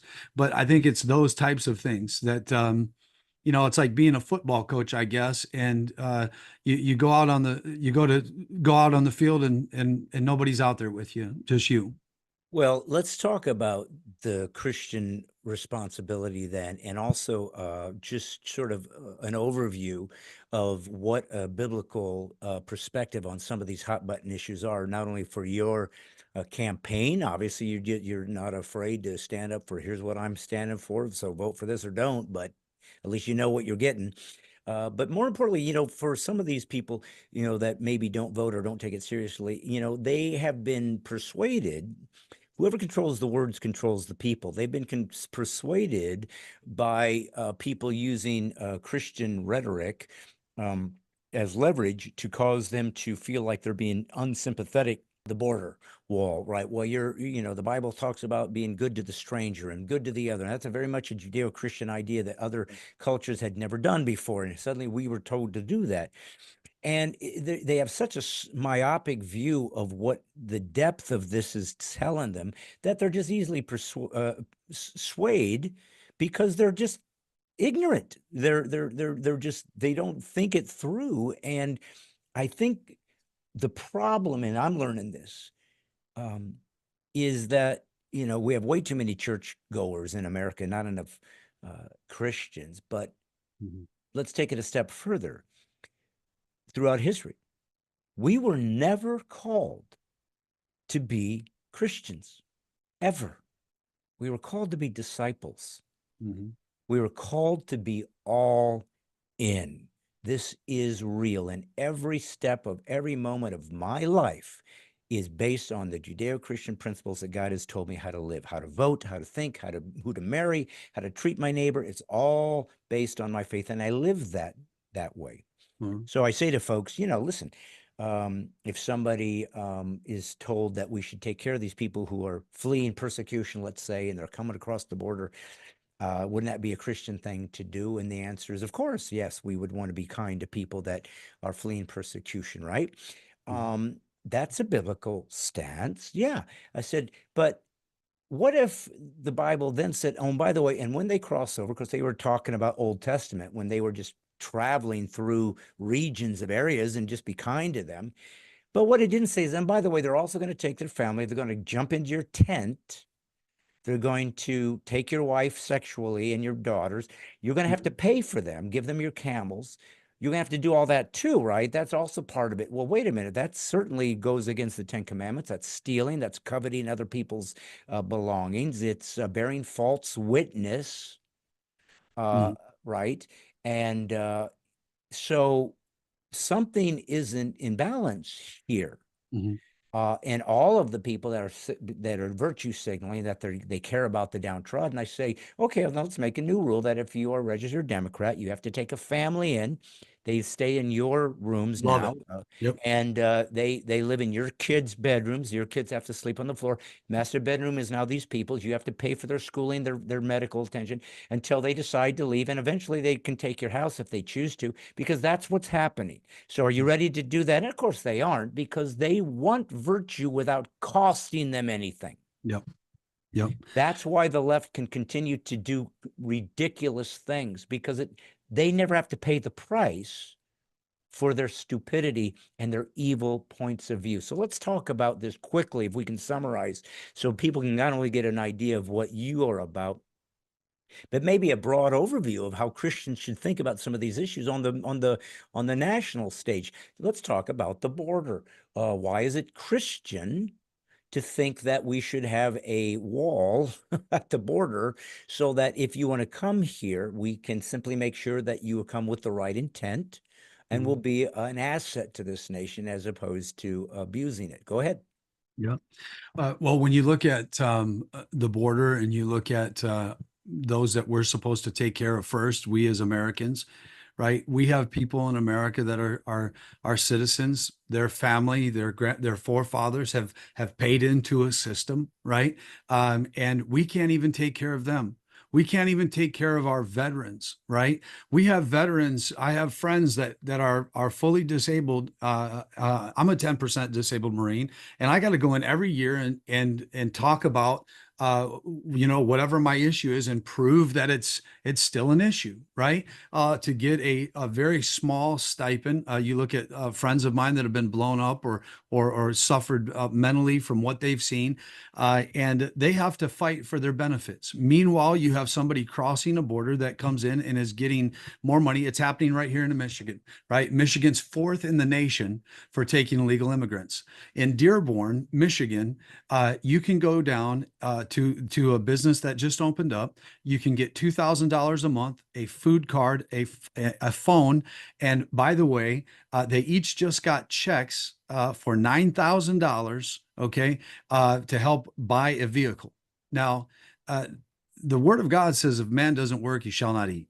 If you don't eat, you die." So God's works program is pretty severe, right? So when we look at the border, we're not doing people. You look at who's crossing the border. We're not doing them we're doing them an injustice because we see what's happening to children coming across by themselves, being sexualized, being sold into slavery, all of these things. And it's just as you were saying earlier, it's just a repetitive rhetoric that people continue to say on whether it be the border or homosexuality or abortion or whatever those issues are. People will just keep repeating those things and then they believe them. For instance, I remember a year ago being in a candidate forum, and a girl got up and she said, "How does somebody like you represent somebody like me?" And I said, "Well, what am I?" And she said, "Well, you're a Marine, and I've heard you mention the name God, so you're a Christian. And so how does somebody like you represent who I am?" And I said, "Well, what are you?" And she said, "I'm an atheist and I'm a lesbian."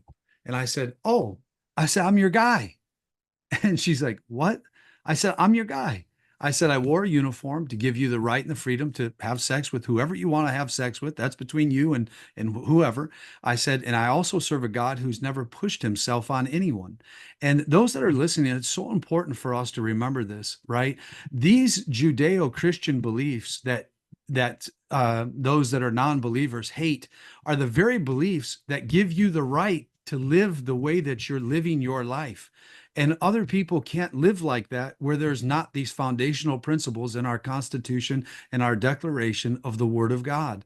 And so I know I digress there a little bit with that, but it's just a constant repeating of rhetoric. And so those that are listening, I ask you to really think about what you're repeating and what you're saying, and if it's good for others, then it should be good for you. And just like Brad, you were saying, I saw this video clip where a guy was walking, and he walked up to a guy who was cutting his grass with an electric lawnmower, and he said, "Hey, how do you feel about the border?" And he said, "Well, I think people should be able to come in, and I think that we should take care of them." And then he said, "Oh, good. Hold on one second." And he called three of them over, three illegals, and they came in and they said, "This is, he's got sugar diabetes. You got to give him your shots. This guy's sick." So here they are. And of course, the guy was like, "Oh, no, no, no, I don't want," right? So it's, I guess it's to a point where if you're going to talk about something and believe in it, you better be willing to do it yourself. Well, but they're never going to because they have abandoned God. They've replaced him with an idol of systemic narcissism. They want to worship themselves, their perspective, their point of view. They don't want to have to suffer anything, but they want to feel like they did something amazing. simply by being good to people. Come on in, do whatever you want, because they don't face the consequences. They don't see what's happening, especially these rich elite or these Hollywood actors and celebrities in behind gated communities who have multi millions of dollars. They feel so guilty because they make so much money for doing something that is so unimportant to society that they feel like, well, why don't I just let everybody else come in and let the middle class and below Right. suffer because I don't have to, but at least look how good I am. And that is pure narcissism, self-worship. It's Yes. demonic, it's evil, and it is God despises it. We are expected as Christians to be the most disciplined people. Yeah, of course you be kind to the stranger. We're told to love your enemy, pray for those that despitefully use you. That's absurd unless it's a supernatural way to live a life that nobody else ever was asked to, so that when people look at us, they go, I don't know what you are or who you are, but I want some of that because this is amazing. You're kind to people that aren't kind to you. That's the hard part. Anybody can be friends to people who are friends to them. There's a difference between being kind to people and being empathetic to their Right. plight, and then somebody abusing that through sinful behavior and acting like I'm not supposed to be aware of that. It doesn't work like that. How about women sports Mm. and men now deciding to be part of women's sports? Yep. Are we being insensitive to a transgendered man who believes he's a woman and simply wants to participate? As a Christian, who am I to keep him from reaching his highest goals and aspirations? I mean, aren't I Right. being a little judgmental for not allowing him, even though it's not the way I see things and it doesn't make sense to me? But hey, that's the way he sees them, and I, as a Christian, need to be sensitive to that. What's wrong with that Christian perspective? Hmm. I think it goes back to that peacekeeper versus peacemaker, right?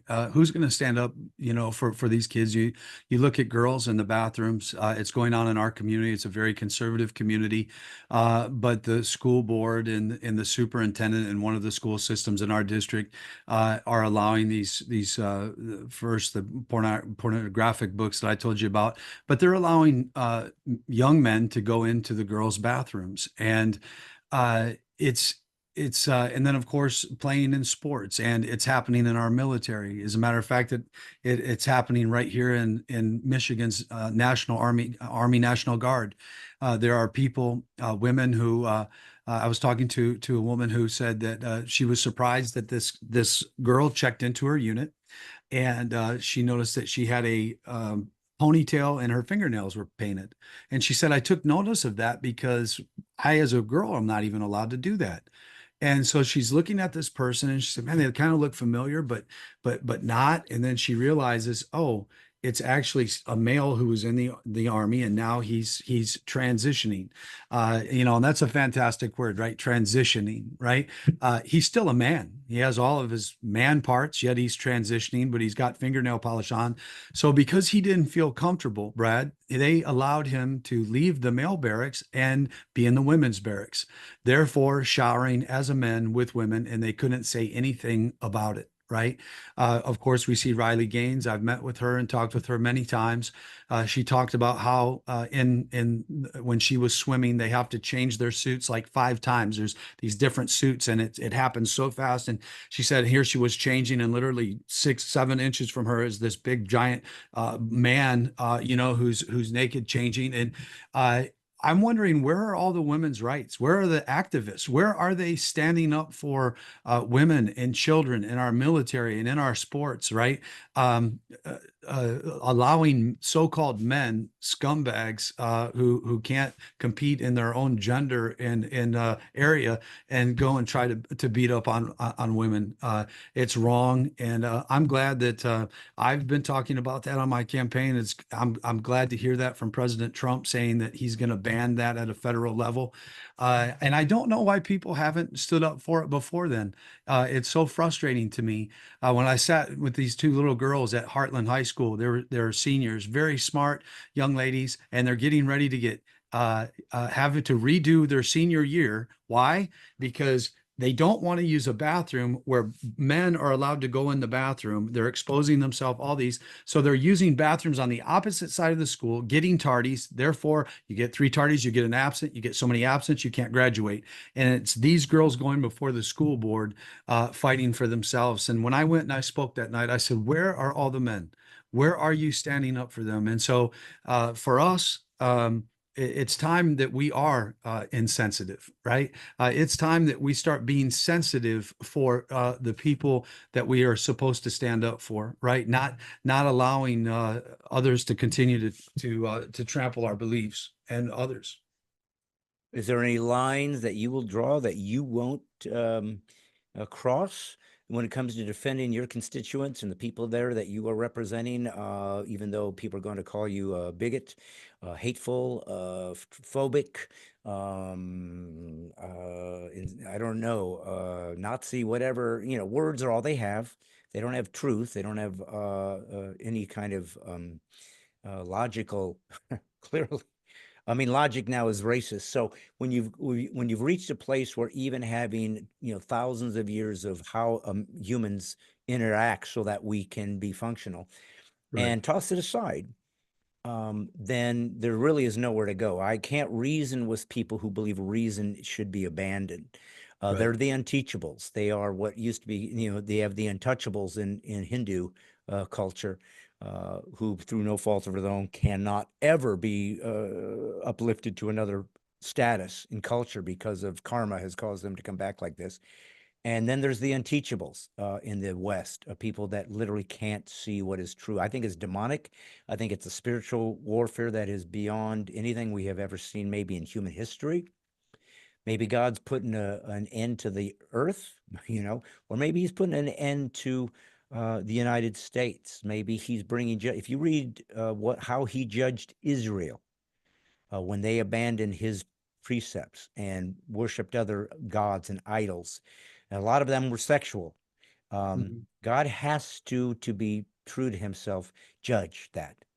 Mhm. And so that could be the end of America.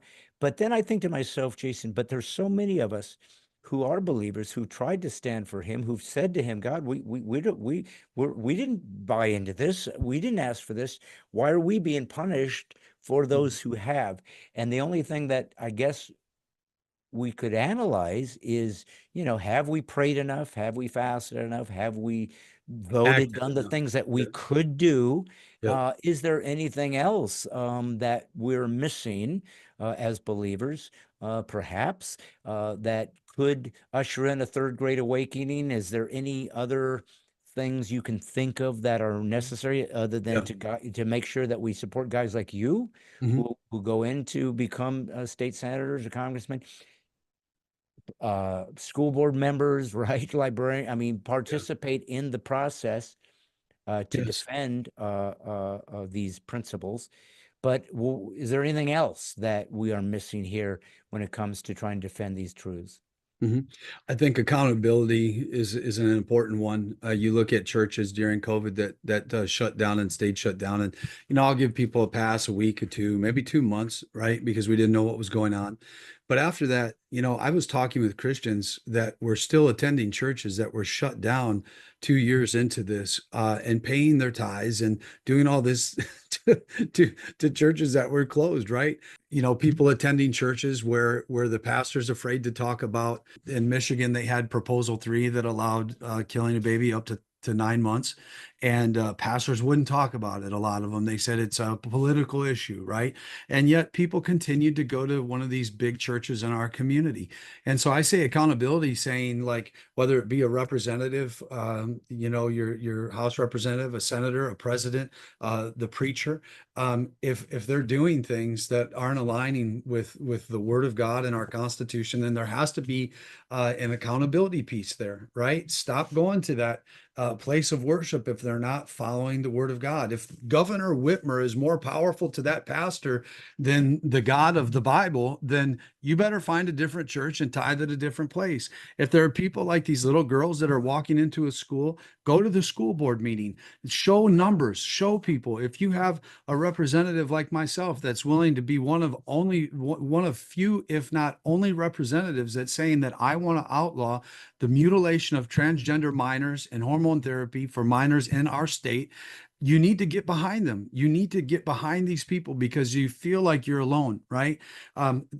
Churches that stayed open. There's a church in our community. It was 100 people. His church. He stayed open during COVID, and now they're at 1,500 members. Yeah. They blew No, up. this happened throughout the country. First thing I did was when they shut it down, because I'm a comic, so I have to have people that can sit next to each other. So I lost, the ability to work. Many did, but I specifically just have to be able to have people's gather to do my job.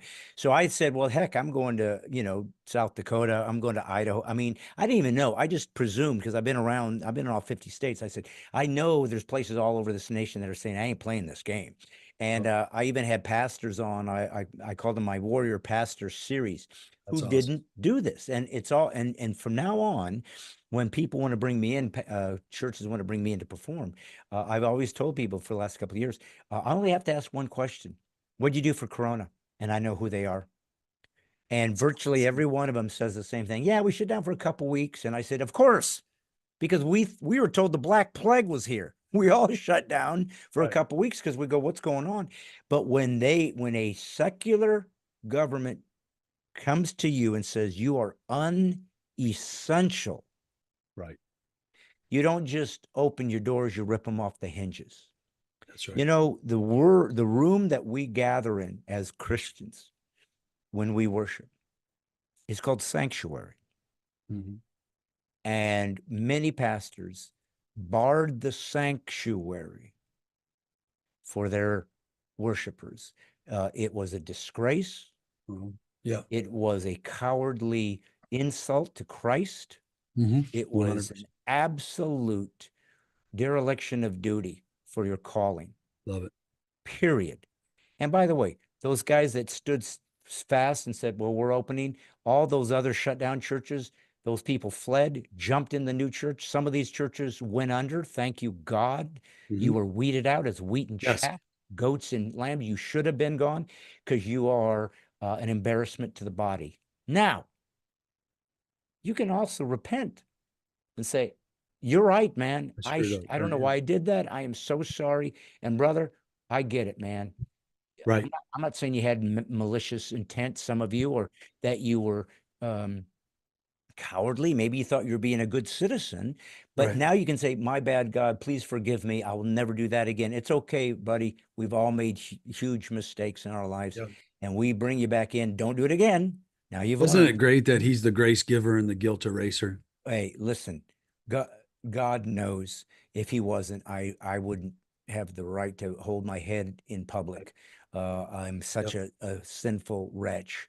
But that's the beautiful thing about Christianity. It tells us we all are, and yet God sees us as perfection because of the sacrifice his son paid for us. Well, listen, I have a special question I always ask my guests that goes to my subscribers, those who are part of the Militia of the Mind and the Mighty 10,000.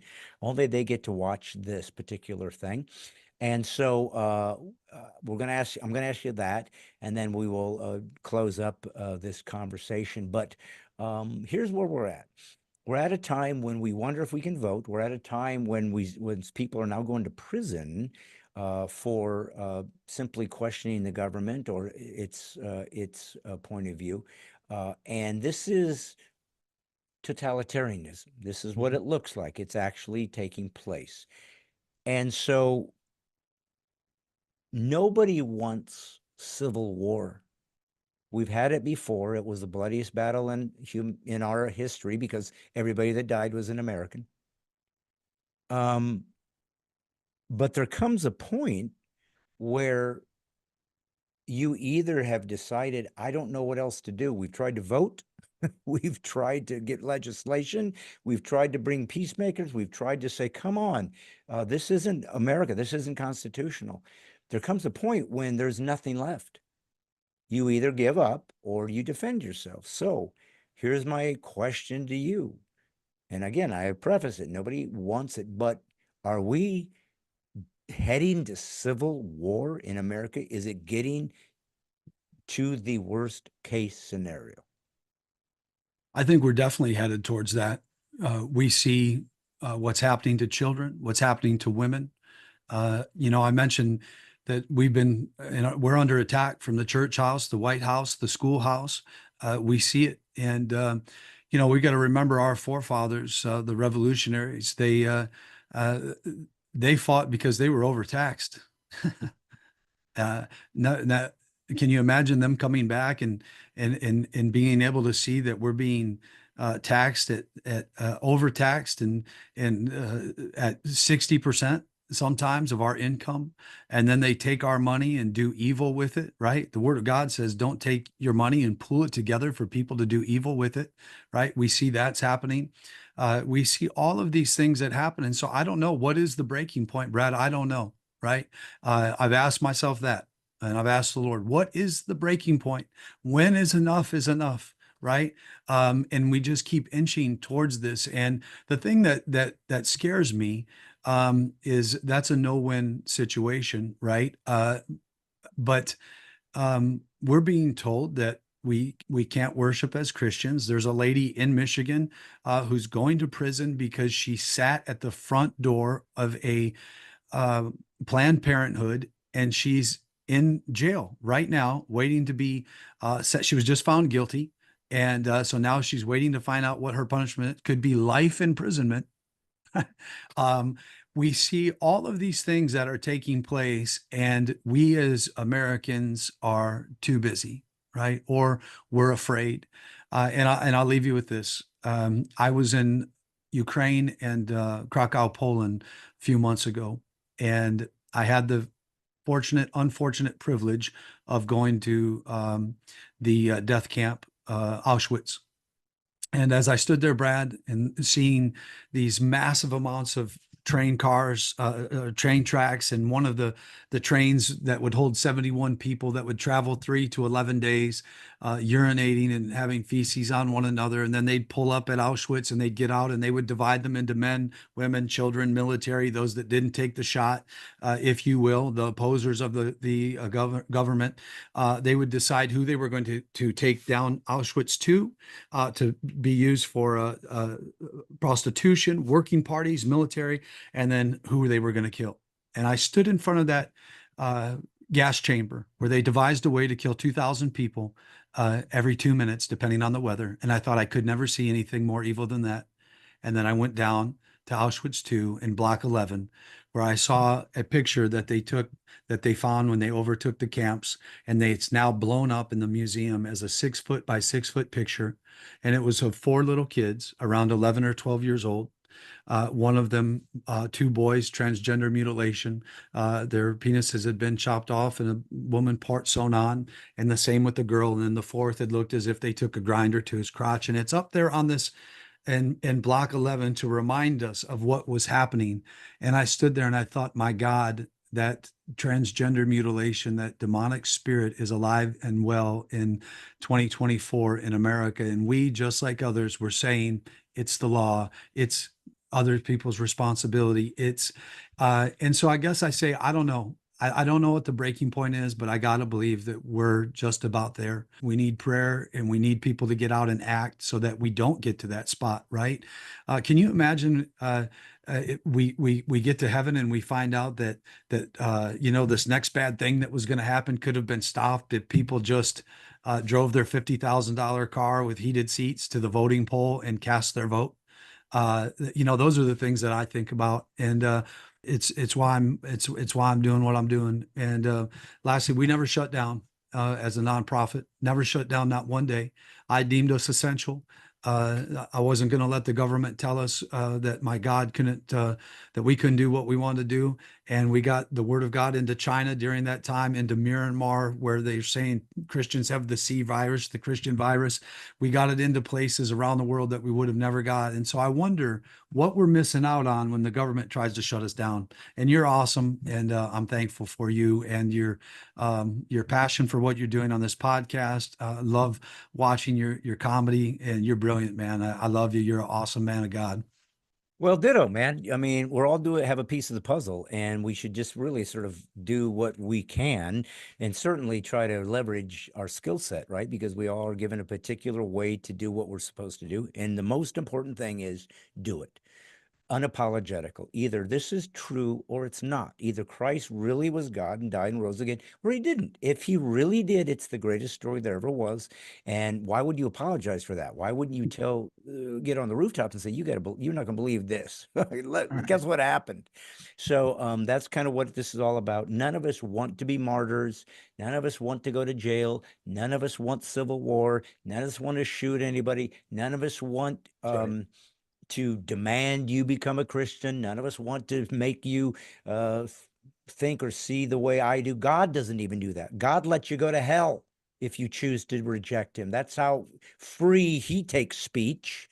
Yeah, So wow. who am I to do any less? But it doesn't work unless we allow ourselves to agree to disagree agreeably and have the civility to allow people to have different points of view and Yep. yet survive together. No country has ever done it better than the United States. No country has ever given more truth, more freedom, more civility, more money and food and Yep. prosperity than this country. It's the greatest nation there has ever been. Yes, No sir. wonder the enemy hates it.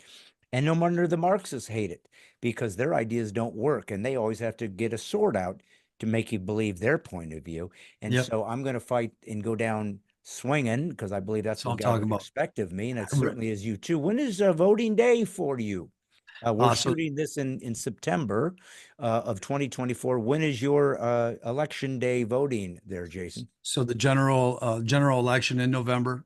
So I believe it's November 6th. And so we're excited about that. And we're going to get there. We're going to have a voice at the House. And when you talk about our budget for the state of Michigan is $82 billion, right? So when you realize the amount of money that's involved in that, you can imagine there's people wanting to get involved for the wrong reasons, and it's why we need patriots and fighters to continue to step up. Yes, amen. Well, listen, and they can go to jasonwoolford.com if they want to help give you some donations to help you. Even Yes, if they're not from Michigan, they can still believe that Michigan matters. Huge, obviously, as a swing state, so to speak. And so, who knows what God has in store for us? But we need to, yeah, like I said, go down with guns blazing, believing that God wins every time. Folks, this is Jason Woolford. He's going to run for Senate of Michigan, and you got to pray for him, lift him up. Thank you for being here and being a courageous man of honor from the military to the business world, as a minister.